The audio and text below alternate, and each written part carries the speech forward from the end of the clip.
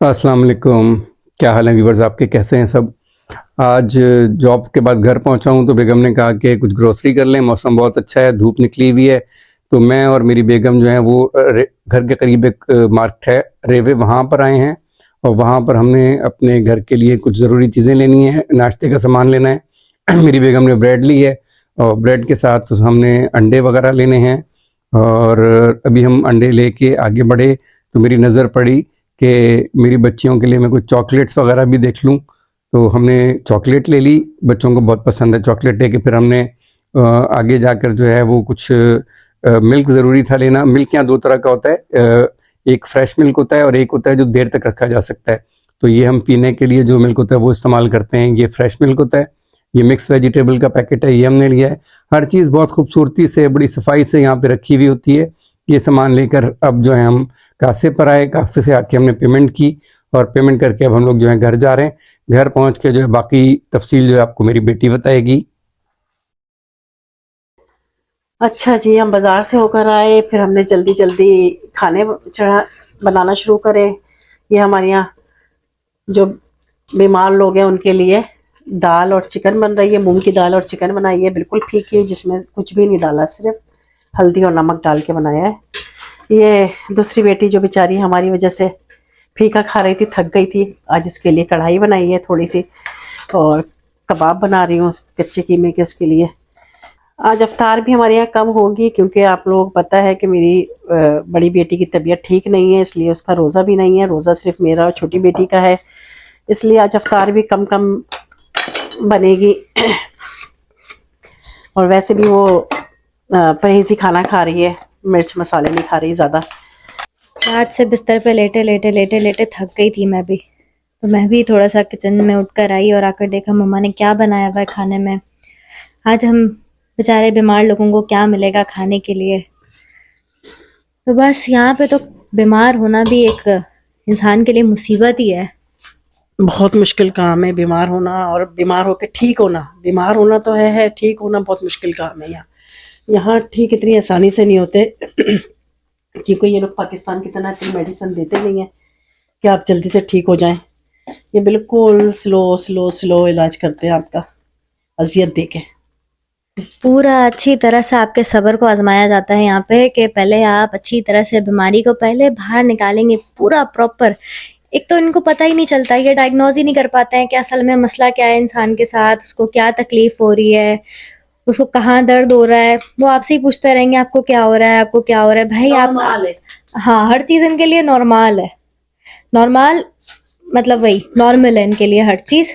आप जहाँ पे भी जिस भी डॉक्टर के पास जाओगे कहोगे ये मेरे तकलीफ हो रही है, मैंने ये मेडिसिन खा ली है, तो बस एक ही इनकी मेडिसिन है जो ये 7 साल पढ़ने के बाद भी हर डॉक्टर आपको वही सेम मेडिसिन लिख कर देगा, इबोफ्लाम इबोप्रोफेन। बस आप किसी भी डॉक्टर के पास चले जाओ, वो आपको सिर्फ यही दवाई देगा और यही सबके सेम अल्फाज होंगे कि जी नॉर्मल है, ये तो यहाँ पे नॉर्मल है, ये तो वायरस है।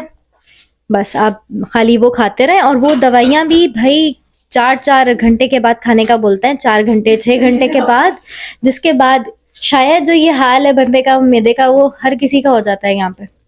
क्योंकि यहाँ पे ये दवाइयाँ ही इतनी ज्यादा दे देते हैं कि आपने खानी ही खानी है दवाइयाँ ये वाली। मैदे का जो हाल होता है उसके बाद मत पूछे क्या होता है मुझसे मत पूछो।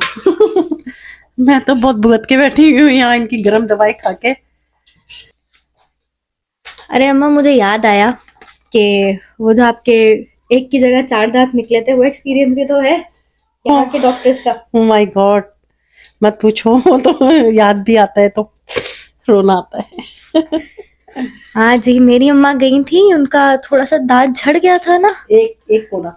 हाँ, एक कोना झड़ा था सिर्फ दांत का, और वो गई थी डॉक्टर के पास उस बेचारे कोने को लगवाने के लिए। निकलवाने के लिए उसको वो एक कोना निकलवाना था मुझे। अच्छा, वो दांत निकलवाना था, लेकिन डॉक्टर ने बोला जी आपके बाकी के दांत भी हिल रहे हैं।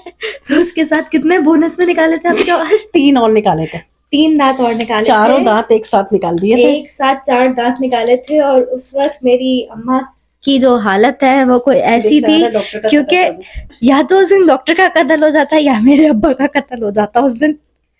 जितने गुस्से में अम्मा थी उस दिन, और वाकई गुस्सा करना बनता भी है इंसान का। इतनी तकलीफ थी, सॉइलिंग पूरे मुंह पे सॉइलिंग। 15 से 20 दिन तक तो कुछ खाने का सवाल ही पैदा नहीं हुआ था कि अम्मा ने कुछ खाया हो, सिर्फ जूसेस और ज्यादा से ज्यादा अगर कोई तो दलिया भी नहीं, अम्मा सूप पी रही थी आप उन दिनों, यखनी। सिर्फ यखनी वाला।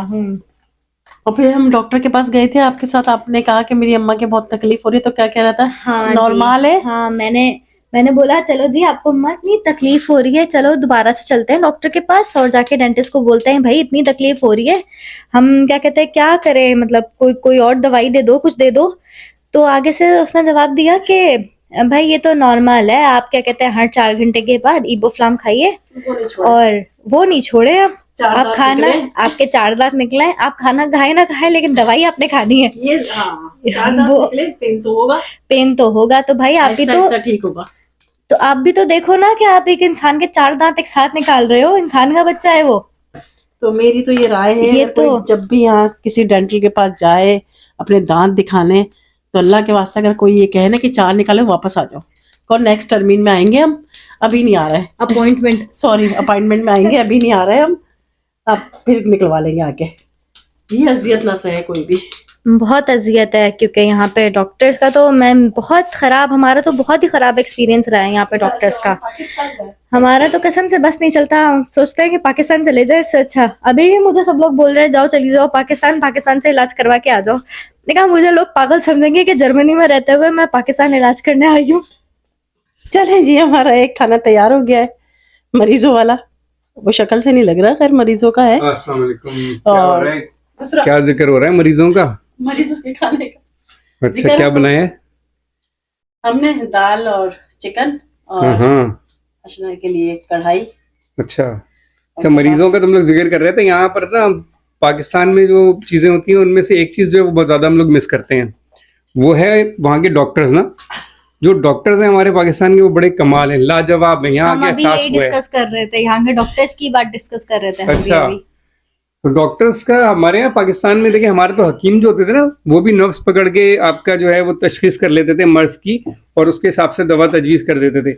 यहाँ के डॉक्टर को जब तक आप हाल ना बयान कर दो, और हाल सुन के वो पूरी वो आपको सारे टेस्ट बोलता है कि ये टेस्ट कराओ, वो टेस्ट कराओ, सब टेस्ट होके जब उसकी रिपोर्ट्स आती हैं ना, उसके बाद वो जो है वो इलाज शुरू करते हैं, और वो भी कंप्यूटर की मदद से।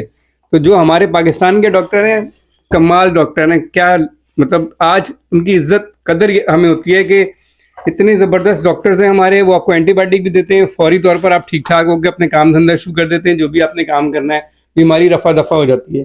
यहाँ पर नज़ला, गला, खांसी, जुकाम, ये सारी चीज़ें जो है ये ठीक होने में हफ्ता लग जाता है। तो बस बहुत याद आते हैं मुझे पाकिस्तान के डॉक्टर्स।